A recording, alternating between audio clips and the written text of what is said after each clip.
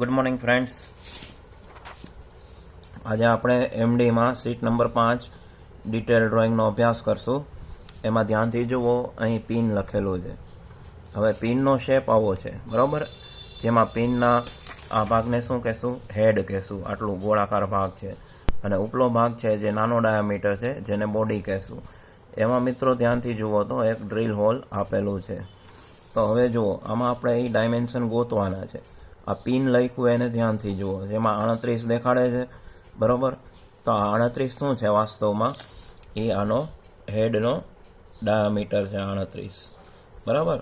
પછી આ 25 જુઓ, આ 25 શેનો વ્યાસ છે? આનો વ્યાસ છે. જુઓ, બોડીનો વ્યાસ 25 છે. હવે પિનની હાઈટ જુઓ, એ કેટલી આપી છે? તો કે આટલી હાઈટ આપી છે 12, બરાબર. પછી આપણે મિત્રો હાઈટ ગણવી પડશે. તો એના માટે કેલ્ક્યુલેટરનો ઉપયોગ કરીએ. ઉપરથી જોતા જાઓ. આ આપ્યું છે 6, માઇનસ કરી દીધું, એની બદલે પ્લસ. 6 પછી કેટલા વંચાય છે? 12. 12 પછી કેટલા છે? 18. 18 પછી કેટલા છે? 28. એસક્યુ એટલે મિત્રો સ્ક્વેર. 28 વત્તા 18, બસ ત્યાં અટકી જવાનું છે અને બરાબર દબાવવાનું છે. તો આની હાઈટ ટોટલ કેટલી મળી આપણને? 82. તો મિત્રો બધા માપ આપણને મળી ગયા છે. હવે આપણે આમાંથી પિનનું ડ્રોઈંગ દોરવાનું છે, જેના હવે ડિટેલ ડ્રોઈંગમાં 2 વ્યૂ બનાવવાના હોય છે, બરાબર. તો 2 વ્યૂ એવા પસંદ કરવાના કે જે સરખા ના હોય. તો પહેલાં આપણે શરૂઆત કરશું સેન્ટર લાઇનથી, બરાબર. તો આ એક સેન્ટર લાઇન બનાવી દીધી છે મેં. હવે એમાં 38 એટલે સેન્ટરથી કેટલું છોડવું પડે?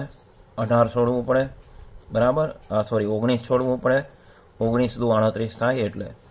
એટલે અહીંથી સેન્ટરથી ડાબી બાજુ અને જમણી બાજુ 19 છોડ્યું, એટલે આ માપ મળી ગયું આપણને ટોટલ 38નું. હવે હાઈટ કેટલી છે? 12 છે. એટલે અહીંથી 12 mm અધર જાય, અહીંથી 12 mm ઉપર જાય, બરાબર. અહીંયા એક લંબચોરસ એનું કમ્પ્લીટ કરી દઈ. પછી એટલે આ હાઈટ મિત્રો સેટ થઈ ગઈ છે આપણી, 12 થઈ ગઈ છે. હવે જોઈએ 82નો વેત આવે છે કે નહીં.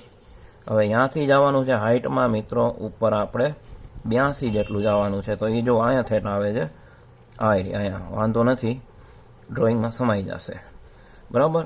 હવે અહીંયા માપ કેટલું સેટ કરવાનું છે? જુઓ, ડાયામીટર 25નું, એટલે સેન્ટરથી કેટલા છોડશું આપણે? 12.5. તો મિત્રો આ બની ગયું છે આપણું બોડી, જેનો ફ્રન્ટ વ્યૂ રેડી છે, બરાબર. હવે અહીંથી આપણે એનું માપ આપી દઈએ. હવે માપ આપવા ટાઈમે ધ્યાન રાખવાનું કે જ્યાં 12 લખ્યા હોય એની ઉપર જ એરો આવવો જોઈએ અને 82નું માપ થવું જોઈએ, બરાબર. તો આ 12 આવી ગયા છે અને 82 પણ આવી ગયા છે. હવે આપણે જાણીએ છીએ મિત્રો કે ડાયામીટર અહીંયા ન દેવાય ફ્રન્ટ વ્યૂમાં, એ આપણે દેશું ટોપ વ્યૂમાં. તો થોડુંક અંતર છોડીએ અને એક આડી સેન્ટર લાઈન બનાવી લઈએ, બરાબર. હવે એમાં મિત્રો સર્કલ માસ્ટરમાં 25નું સર્કલ તો તૈયાર મળી જશે. જુઓ, આ 12.5 છે, તો આમ માપી જુઓ તો વ્યાસ કેટલો થઈ ગયો? 25. તો એ સર્કલ તો આપણી પાસે રેડી છે, બરાબર. તો એને વ્યવસ્થિત બધા સેન્ટર મળે એવી રીતે એડજસ્ટ કરો અને એનું સર્કલ ટોપ વ્યૂમાં ઉપરથી દેખાશે. હવે જે સર્કલ નથી દેખાતું, બરાબર, એને આપણે આ સેન્ટરથી આટલી રેડિયસ લઈ અને બનાવી લેશું. તો આ 38નું સર્કલ રેડી છે. જુઓ, જે તમને કદાચ વિડીયોમાં આછું દેખાશે, હું ઘાટું બનાવવાની ટ્રાય કરું છું. હવે એ 2 માપ આપણે સિમ્પલ અહીંથી જ આપી દઈશું. પહેલાં આ નાનાનું ડાયામીટરનું આપી દઈએ કે આ ડાયામીટર છે એ ભાઈ કેટલો છે? 25. તો આ રીતે ડાયામીટર અપાય. અને મોટા સર્કલનો ડાયામીટર છે એ 38 છે. તો એ આપણે આ રીતે આપી દઈશું. આ ડાયામીટર 38 છે, બરાબર.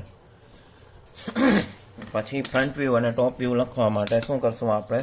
ઓર્થોગ્રાફિકની જેમ જ અંદાજે 5નું ડિસ્ટન્સ લેશું અને 2 લાઇન બનાવશું અને એમાં લખી નાખશું આપણે આ છે એ ફ્રન્ટ વ્યૂ છે અને આ છે એ ટોપ વ્યૂ છે.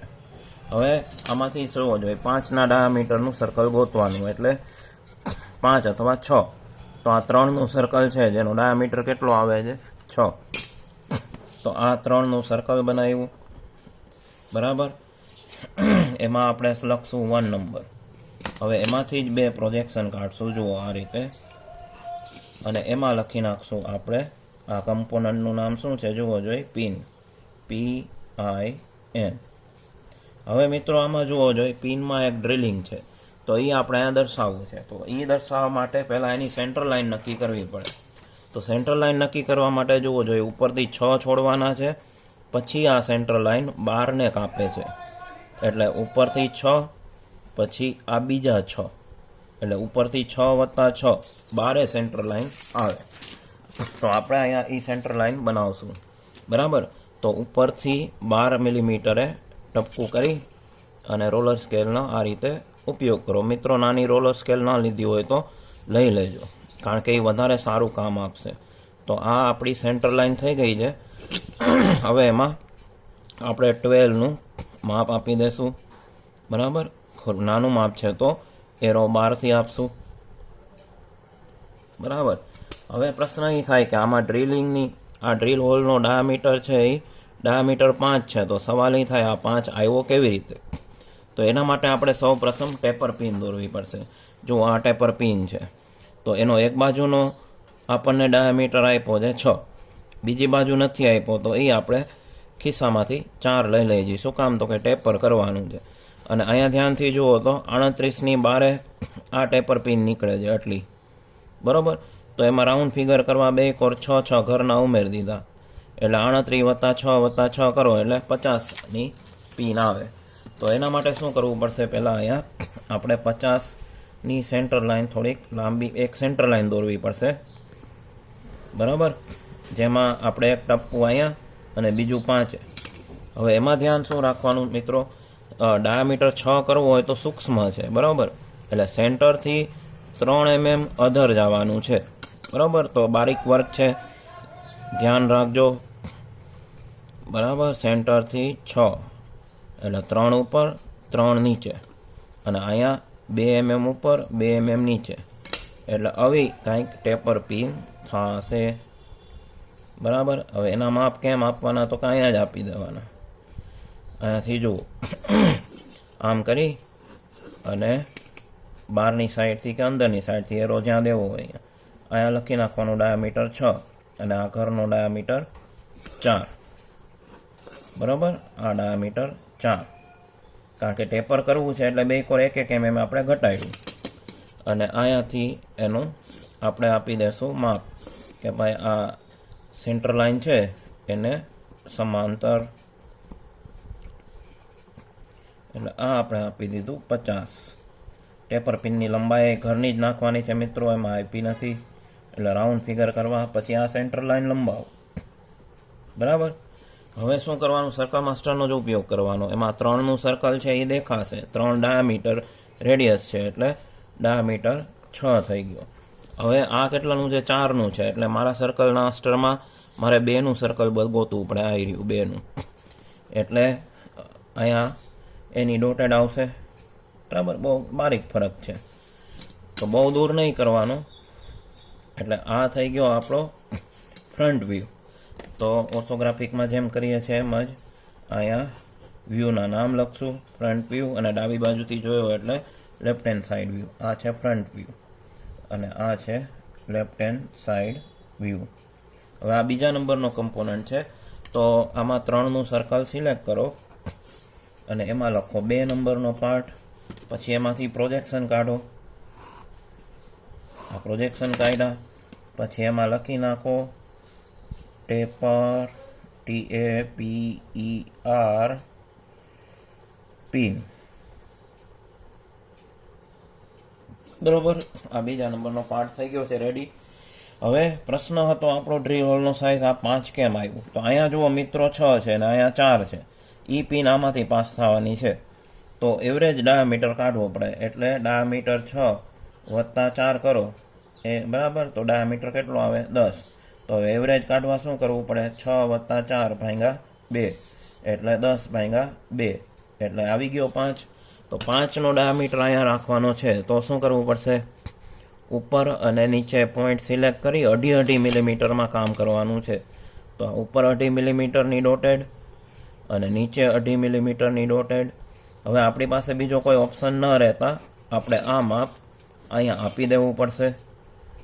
બરાબર છે. આ થઈ ગયું ડાયામીટર 5. તો હવે જુઓ ફ્રન્ટ વ્યૂમાં ડોટેડ આવે તો ઉપરથી જુઓ તો ટોપ વ્યૂમાં ડોટેડ જ આવે ને. આ અંદરના સર્કલમાં જુઓ આ સેન્ટર લાઈન, એટલે અહીંયા અંદરના સર્કલમાં ડોટેડ લાઈન કરવી પડશે. ઉપર 2.5 મિલીમીટર, નીચે 2.5 મિલીમીટર, અને આ ડોટેડ આવી ગઈ છે.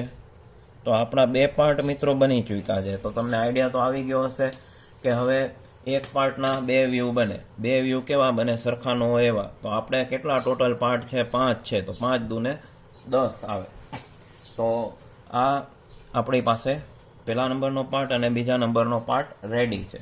હવે આપણે એના પછીનો પાર્ટ એટલે કે કોલર બનાવીએ. કોલર એ નાનો પાર્ટ છે. તો આની ઉપર જ હું શીટ લઈ લઉં છું. બરાબર.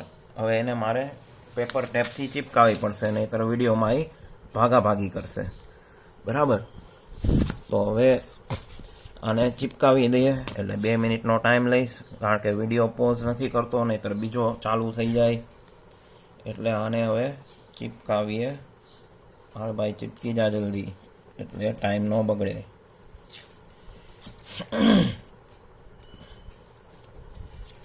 એટલે 2 મિનિટ મિત્રો. જો તમને વિડીયો ગમે તો ચેનલ લાઈક અને સબસ્ક્રાઈબ જરૂર કરજો. બરાબર. હવે કોલર બનાવીએ. તો કોલર જુઓ જોઈએ, આ રહ્યું, આ કોલર છે. તો કોલરનો ડાયામીટર કેટલો છે? 38 છે. કોલરની હાઇટ કેટલી છે? અહીંયા જુઓ, આ 12 છે. તો 12ની હાઇટનું કોલર છે. તમને 3Dમાં બતાડી દઉં. 3Dમાં કોલર આવું કંઈક બનશે. બરાબર. હજી બન્યું નથી, બન્યા પછી દેખાશે, એટલે ઉપાધિ ના કરો. આવું.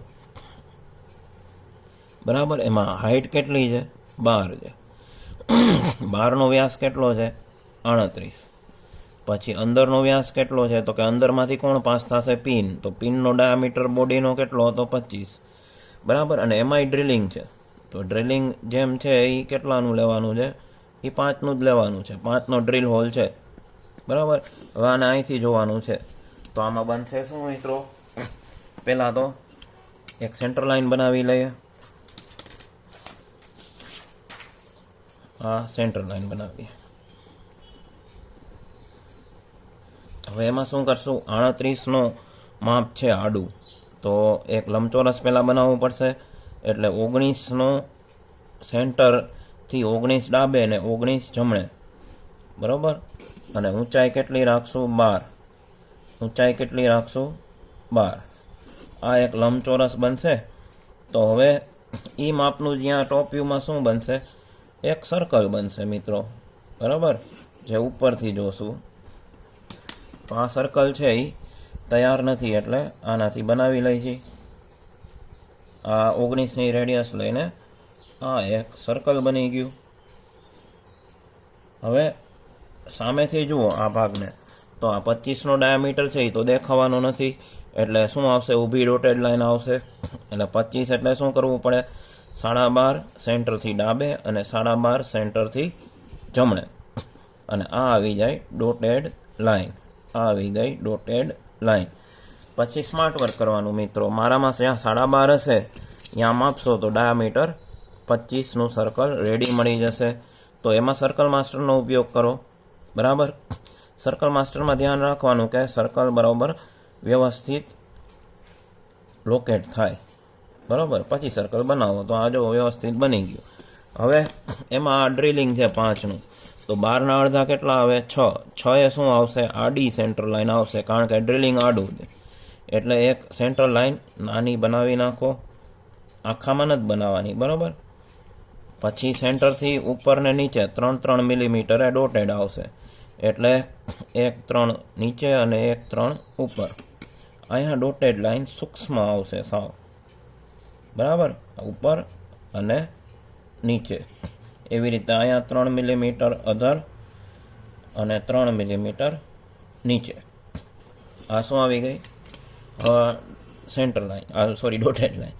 હવે આનો ડાયામીટર આપી દે. અંદરનો વ્યાસ કેટલો છે? તો કે 25 છે. બરાબર. બહારનો વ્યાસ કેટલો છે યાદ છે? આવી રહ્યો 38 છે. તો વ્યાસ આવી રીતે અપાય, ચકેડાઓ અહીંયા. પછી ઊંચાઈ તો એ ફ્રન્ટ વ્યૂમાં આપી દેવાય. ઊંચાઈ 12 છે, બરાબર. નાનું ડાયમેન્શન છે એટલે 12થી એરો અંદરની તરફ આવશે. હવે આપણી પાસે બીજે ક્યાંય સ્કોપ નથી એટલે આ ડ્રીલ હોલની સાઇઝ આપણે અહીંયા આપી દઈશું, ડાયામીટર 5. પછી જેમ લખીએ છીએ એવી રીતે આને આપણે ફ્રન્ટ વ્યૂ અને આપણે ટોપ વ્યૂ નામ આપશું. અને આ વખતે સર્કલ પસંદ કરું છું હું 2.5નું, બરાબર. હવે એમાં લખીશ 3 નંબરનો પાર્ટ અને એમાંથી પ્રોજેક્શન લઈશું અને એમાં નામ આપશું. આ પાર્ટનું નામ ગુજરાતીવાળાએ સ્પેલિંગ યાદ રાખવા પડશે, એ પરીક્ષામાં કદાચ ન આપે. COLLER, જેને શર્ટના કોલર આરે કાંઈ લેવા દેવા નથી. આ થઈ ગયો ફ્રન્ટ વ્યૂ, આ થઈ ગયો ટોપ વ્યૂ. હવે મિત્રો 2 પાર્ટના ડ્રોઈંગ છે, તો એના માટે તમારે આ 16 મિનિટનો વિડીયો તો આ જ થઈ ગયો છે, તો પાર્ટ 2 જોવો પડશે. તો પાર્ટ 2માં મળીએ. Thank you very much.